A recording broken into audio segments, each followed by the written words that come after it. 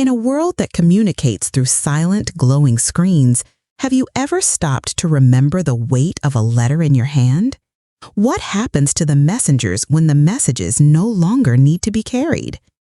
Today's story is about a man named Christopher, a postman in a village where the rustle of paper has been replaced by the click of keyboards. His uniform was his pride, a symbol of the human connection he delivered daily. But when the digital tide finally washed his purpose away, he was left with a single final letter and a question that haunted him. Who is a postman with no mail to deliver? This is a story about the end of an era, but also about the timeless, unshakable human need to connect. If you believe that our purpose is not defined by our job, but by the love we bring to it, then join our community. Subscribe to the channel, turn on notifications, and let's explore the journey of a man who, after delivering the last letter, discovered his true message. The old post office in the center of the village of Harmony Creek was a museum of forgotten sounds. It was the only place left in town where you could hear the satisfying, percussive thump of a rubber stamp on an ink pad, a sound as solid and real as a heartbeat. And at the center of this quiet, fading world was Christopher. He was the last of his kind, a man whose movements were a gentle, practiced ritual against the encroaching silence. He would arrive each morning before the sun, the scent of old paper and sealing wax a familiar comfort. He would sort the mail not with the frantic efficiency of a machine, but with the careful, reverent hands of a curator. Each envelope was a small, sealed story, and he treated it as such. Outside, the world had moved on. The village was a tapestry of silent, digital whispers. Neighbors sent text messages from across the street. Invitations were dispatched via email, and declarations of love were typed into glowing screens. The world had become faster, quieter, and, Christopher felt, colder. He was an anachronism, a walking, breathing relic of a slower, more deliberate time. His blue uniform, once a common and welcome sight, now made him stand out, a splash of old-world color in a landscape of muted grays and digital blues. He was the last guardian of a sound the world was forgetting, the rustle of a letter being opened, a sound that had once been the music of connection. Christopher's postal route was not a series of addresses on a map. It was a pilgrimage through the heart of his community. He did not just deliver the mail, he was a part of the very fabric of the lives he touched. He knew the rhythm of the village better than anyone. He knew by the weight of a thick envelope from the university that the Miller boy had likely gotten his acceptance letter. He knew by the black-edged card addressed to the house on Elm Street that a family was in mourning. He knew whose dog would greet him with a happy bark, whose child would be waiting at the window to wave, and whose garden was in bloom. His interactions were small, but they were the threads that held the day together. A brief chat about the weather with Mr. Henderson, a compliment on Mrs. Gable's prize-winning roses, a wave to a lonely face in a window. He was a constant, a reliable, smiling presence in a world that was becoming increasingly transient and disconnected. He was the village's quiet confidant, the keeper of its small daily secrets. His blue mailbag did not just carry letters and bills, it carried the unspoken stories, the hopes and the sorrows of the people he served. It was a weight he carried with a quiet, solemn pride. But the weight in his bag was getting lighter. Day by day, the stack of letters dwindled, replaced by a flood of glossy, impersonal junk mail. The personal, handwritten envelopes were becoming a rare and precious species, on the verge of extinction. The change was a slow, creeping ache in Christopher's heart. He could feel the threads of connection he had spent his life tending to beginning to fray. The world was choosing efficiency over intimacy, speed over sincerity. He was a man whose purpose was slowly, quietly being erased. The final official blow did not arrive in a stamped envelope. It came with a cruel and perfect irony as a cold corporate email. He read it on the single dusty computer terminal in the back of the post office. The subject line was stark: Cessation of Letter Carrier Services, Harmony Creek. The email, written in a sterile, impersonal font, informed him that due to the decline in conventional mail volume, the physical delivery of letters in his postal code would be permanently discontinued in 1 week. The letter carrier position was being made redundant. His life's work, his very identity, had been rendered obsolete by a paragraph of text on a glowing screen. The final week of Christopher's career was a quiet, solemn procession, a funeral march through the streets he knew better than his own home. Each day, his mailbag was lighter than the last until the final morning arrived. He stood in the silent, echoing post office and looked into the sorting bin. There was only one, a single, solitary letter. It was an ordinary envelope, cream-colored and slightly soft to the touch, but in his hands it felt as heavy as a gravestone. It seemed to contain the weight of every letter he had ever delivered, the ghosts of a billion forgotten words, the final, fading echo of a dying art. He looked at the address, and a small, sad smile touched his lips. Of course, it was addressed to Mrs. Christina Gable, the oldest resident in Harmony Creek. She was a recluse, a woman who lived in the old house at the very end of his route, a house that seemed to be made more of memories than of brick and mortar. She was the village's unofficial historian, a living library of its past, and she, like Christopher, was a relic of a bygone era. It was fitting that the last message would be for her, the last keeper of stories. He placed the letter carefully in his otherwise empty mailbag, the single piece of paper a lonely passenger on its final journey. He took his official stamp, and with a final, definitive thump, he stamped his own time card for the last time. His final walk along his route was a journey through a landscape of ghosts. Every house, every mailbox, every garden held a memory. He saw the spectral image of the Miller boy celebrating his college acceptance, the faint outline of Mr. Henderson waving from his porch. The streets were the same, but they felt different, hollowed out, their stories already beginning to fade. When he finally reached the end of the route, the old gable house stood waiting for him, its ivy-covered walls seeming to sigh in the gray afternoon light. He walked up the familiar stone path and slipped the letter into the old brass mail slot. It made a soft rustling sound as it fell to the floor inside, a sound that seemed to echo the finality of the moment. Before he could turn to leave, the heavy oak door creaked open. Christina Gable stood there, a small, frail woman with eyes that held the deep, clear wisdom of a century. She was not holding the letter. She was looking at him. "This is the last one, isn't it, Christopher?" she asked, her voice as soft as old parchment. He could only nod, a lump forming in his throat. She didn't thank him for the letter. She reached out with a thin, wrinkled hand and placed it gently on the sleeve of his blue uniform. "Thank you," she said, her gaze steady and profound. "For all the years, for the friendly face in the rain, for being a part of our lives." In that moment, he understood. She was not just accepting a piece of mail. She was accepting the end of an era on behalf of the entire village. It was a quiet, solemn, and deeply human farewell. Christopher returned to the empty, silent post office. The place already felt like a tomb. His personal effects were in a small cardboard box on the counter. And next to the box was one final piece of mail.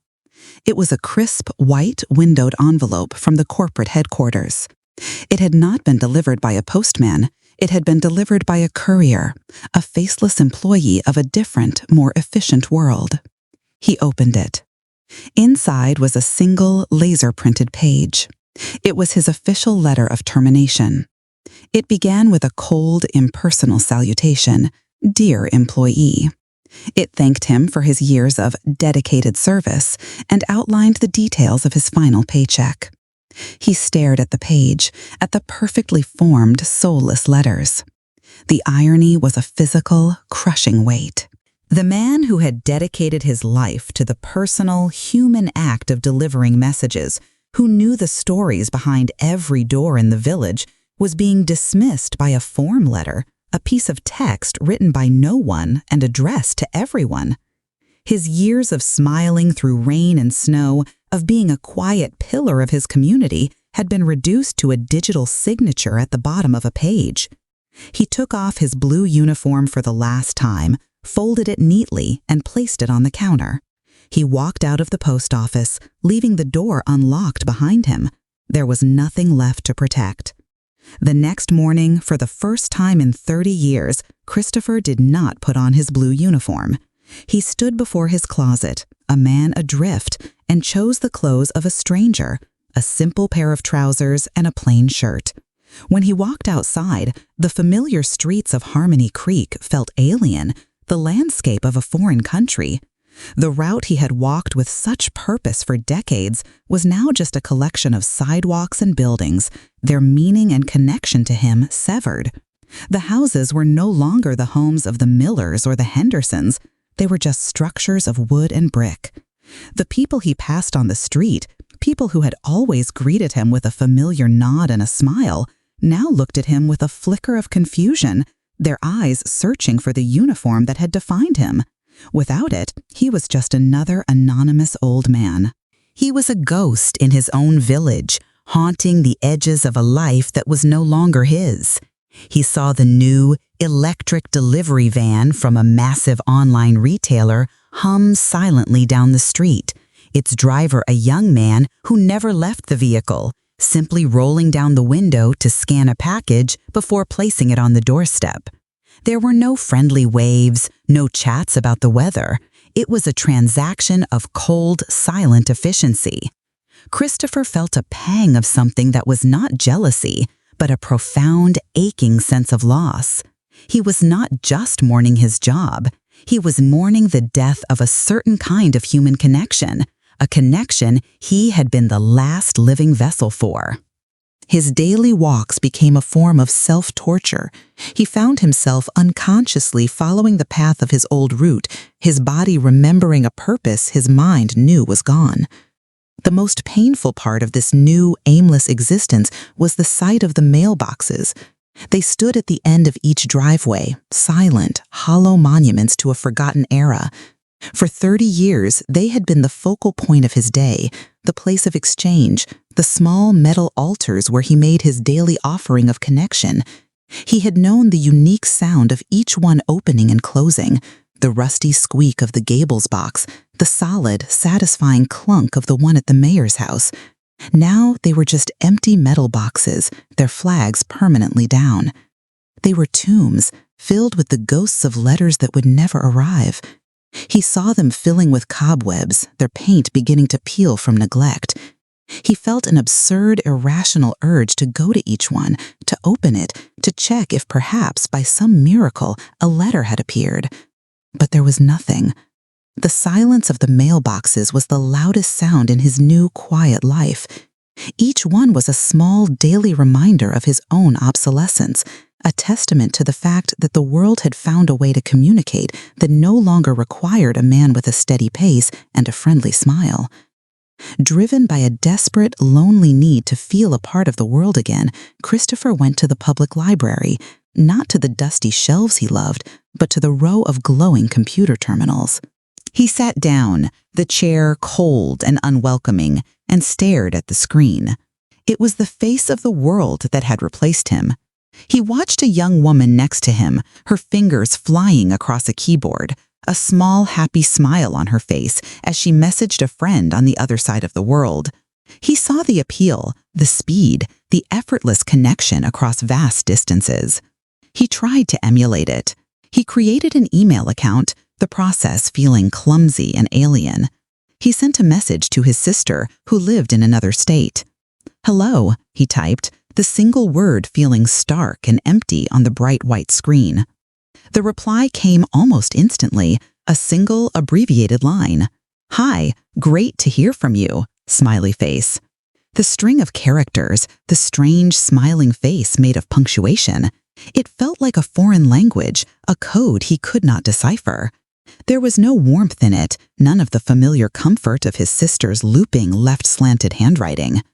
This digital world was efficient, yes, but it felt thin, weightless, devoid of the texture and soul of the world he had known. He logged off, the feeling of disconnection more profound than ever. He was an analog man in a digital age, and he was beginning to believe there was no place left for him. Days turned into weeks, and Christopher's aimless walks became his only ritual. He was a man untethered, drifting through the familiar geography of his life like a ghost. One gray, overcast afternoon, lost in his thoughts, he took a wrong turn. Instead of following the pristine, manicured streets of the newer suburbs, his feet led him down a narrow, cobbled lane he hadn't walked in years. It was a detour into the village's past. This was Old Town, the original heart of Harmony Creek, a place the digital revolution had largely forgotten. The houses were smaller, older, huddled together like old friends sharing secrets. The internet signal here, he knew, was notoriously weak, a source of constant complaint for the few younger residents and a matter of complete indifference to the older ones. The atmosphere here was different. It was quieter, slower. The air didn't hum with the silent, invisible energy of Wi-Fi, but with the gentle, organic sounds of life, the clink of teacups through an open window, the soft melody of an old radio, the creak of a porch swing. It was a neighborhood out of time, an island that the relentless, forward-moving current of modernity had somehow missed. He felt a strange sense of comfort here, a resonance with the feeling of being left behind. He was no longer a relic in a fast-moving world. He was among his own kind. As he walked, he began to notice the small, quiet signs of a different kind of disconnection. This was not the busy, distracted isolation of the digital world, but a deeper, more profound loneliness. He heard the sound of a television, its volume turned up high, playing to an audience of one. He saw the flicker of a single lamp in a dark house in the middle of the afternoon. He saw a woman on her porch, not scrolling through a phone, but talking with a gentle, animated expression to her cat, her only visible companion. These were the forgotten people, the ones who had been left behind by both the old world and the new. He realized with a pang of empathy that these residents were trapped. The old world of handwritten letters and neighborly visits, the world that had sustained them for so long, had vanished. But the new world of glowing screens and instant messages was a foreign country to them, a place they either couldn't afford, couldn't navigate, or simply didn't trust. They were living in a communications vacuum, their stories and their needs unheard, their loneliness growing deeper in the quiet, forgotten corners of the village. They were, he understood with a sudden clarity, a community of undelivered messages. He was about to turn back when a familiar voice called his name. "Christopher, is that you?" An old man, Mr. Abernathy, a retired carpenter he had known for years, was sitting on his porch. Christopher walked over, and they exchanged pleasantries. But there was a worry in the old man's eyes that went beyond small talk. He explained that his younger sister, who lived on the other side of town, had just had a fall. He couldn't visit her, his own legs weren't what they used to be, and he no longer drove. He had tried calling, but she wasn't answering her phone.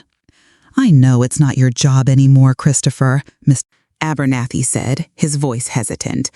"But I was wondering, would you do an old man a favor?" He didn't ask him to mail a letter. He held out a small, fragrant jar of homemade jam. "Could you take this to her and just tell her I'm thinking of her. Tell her I'll call again tonight." It was a request so simple, so profoundly human, that it struck Christopher like a bolt of lightning. It was a message that could not be sent via email. It was a task that could not be outsourced to a drone or an algorithm. It required a pair of willing feet, a reliable heart, and a human voice. In that moment, holding the small, warm jar of jam, Christopher felt a flicker of a feeling he thought he had lost forever, the quiet, steady, and deeply satisfying feeling of purpose. The walk to the other side of town was different from any mail route Christopher had ever taken. The small, heavy jar of jam in his hands felt more significant than any bag of letters he had ever carried. He was not a government employee fulfilling a duty. He was a human being carrying a message of love from one soul to another. The journey was filled with a nervous, electric sense of anticipation he hadn't felt in years. When he arrived at the small, tidy house, a woman with a bandaged wrist and the same kind, worried eyes as her brother answered the door. He introduced himself, explaining the situation, the words feeling a little clumsy and new.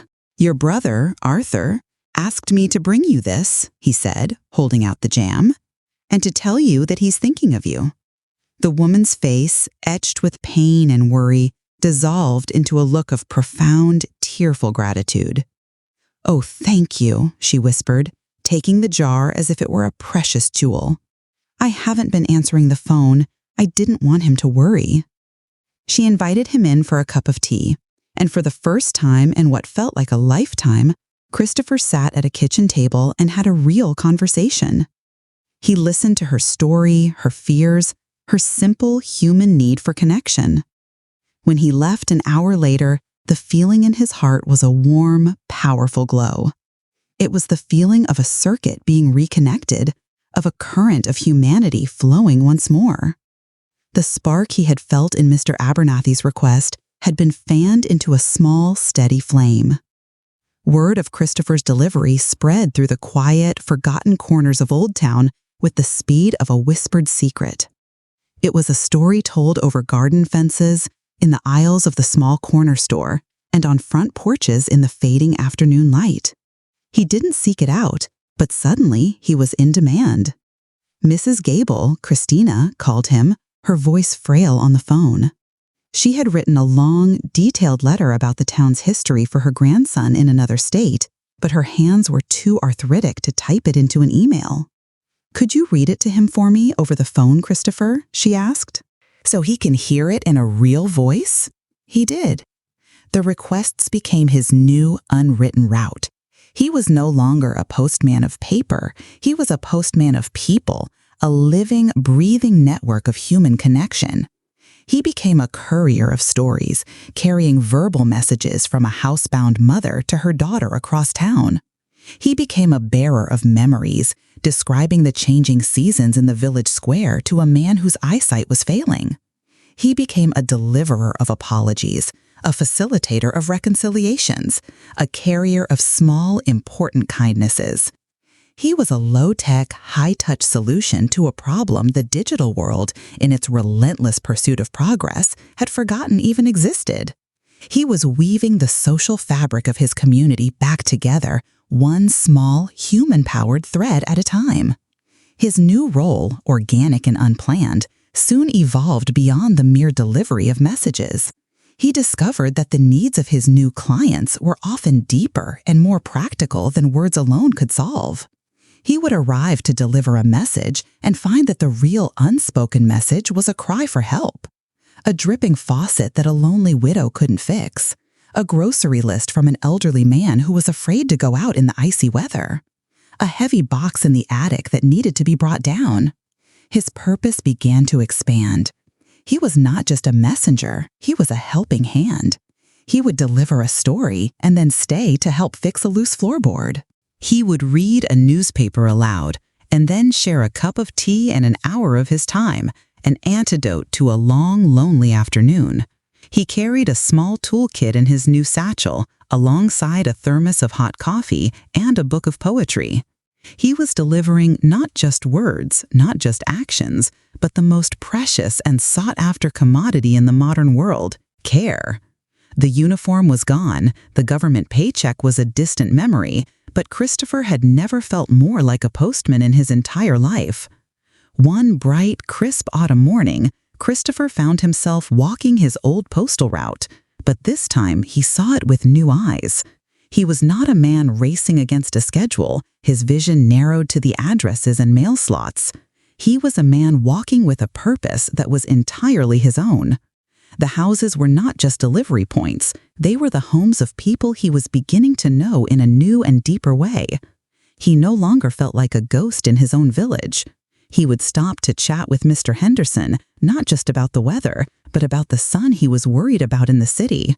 He would pause to admire Mrs. Gable's roses, and she would tell him the story of how her husband had planted them for her on their first anniversary. He was no longer bound by the physical constraints of the mailbox. His route was more fluid, more human. He carried no official mailbag, just a simple canvas satchel, but it felt heavier and more important than the old leather one had ever been. It contained not bills and advertisements, but a thermos of soup for a sick friend, a borrowed book to be returned, a small, hand-drawn picture from one child to their grandmother across town.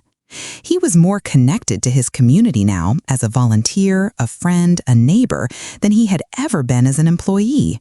He had lost his job, but he had found his vocation.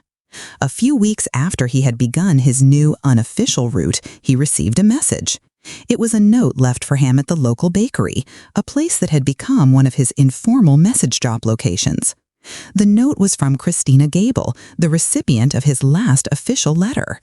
It was written in a frail, elegant, and instantly recognizable hand. "Christopher," it read, "I have something for you. Please stop by when you have a moment." Intrigued, he made his way to the old house at the end of the lane. Christina greeted him at the door with a warm, knowing smile. "I was a postmaster's daughter, you know," she said, leading him into her cozy, sunlit living room, a room that smelled of tea and old memories. "I know what it means to carry the stories of a town." She handed him a single cream-colored envelope. On the front, in her beautiful looping script, it simply said, "Christopher." He opened it. Inside was not a long letter, but a simple, heartfelt note. "Thank you for reminding us," it read, "that the most important messages are the ones delivered by hand, from one heart to another." It was the first piece of personal mail Christopher had received in years. In that moment, the circle was complete. The postman, the carrier of 1,000 messages for others, had finally received one of his own. The final scene is not a grand, dramatic conclusion, but a quiet, simple, and perfect image of a man who has found his place in the world. We see Christopher walking down a familiar village street. He is not in his old blue government-issued uniform. He is in his own clothes, a comfortable sweater, a warm jacket. He is carrying his simple canvas satchel over his shoulder. He is walking with a steady, unhurried pace, a gentle smile on his face. He stops at a house, not to put something in the cold metal mailbox, but to knock on the door, to deliver a warm loaf of bread from the bakery and a message from a friend. He is no longer the last postman, a relic of a dying, obsolete era. He has transformed. He has become the first postman of a new era, a time that is rediscovering the profound, irreplaceable value of human-to-human connection. His job had been to deliver the mail, but his purpose, he now understood, was to deliver kindness, and that was a job that would never, ever be made redundant. He was a man who, after losing his route, had finally found his true direction.